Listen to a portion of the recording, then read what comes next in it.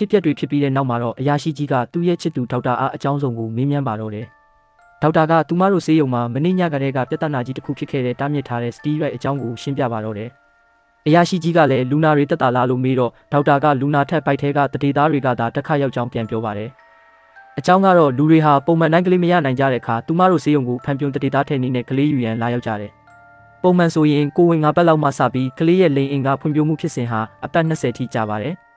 ဒါပေမဲ့သူတို့ကိုထိုးသွင်းပေးတဲ့မျိုးဥမှာတားမြစ်စတီးရိုက်ပါလာတဲ့အတွက်ကြောင့်ဟော်မုန်းတွေလွန်ကဲပြီးလိန်အင်ကရှုပ်ထွေးမှုဖြစ်စေနိုင်ပြီးကလေးကမိန်းကလေးဆိုရင်တော့ယောက်ျားအင်ကကောမိန်းမအင်ကကောပါနိုင်တဲ့ကလေးဖြစ်သွားနိုင်ပါတယ်လို့အရာရှိအားရှင်းပြပါတယ်။အဲ့ဒါနဲ့ပဲအရာရှိကြီးကမျိုးဥလူတဲ့ agency အကြောင်းသိလာမိတော့အော်အဝဲဆိုပြီးဒေါက်တာကပြန်ဖြေတော့အရာရှိကြီးလည်းအံ့ဩသွားပါတယ်။ဘာဖြစ်လို့လဲဆိုတော့မိကမက်ကေဟာမှာစစ်ဆေးရှိတဲ့အချက်လက်မှာလည်းအဲ့ဒီနာမည်ကိုတွေ့ရှိထားခြင်းကြောင့်ဖြစ်ပါတယ်။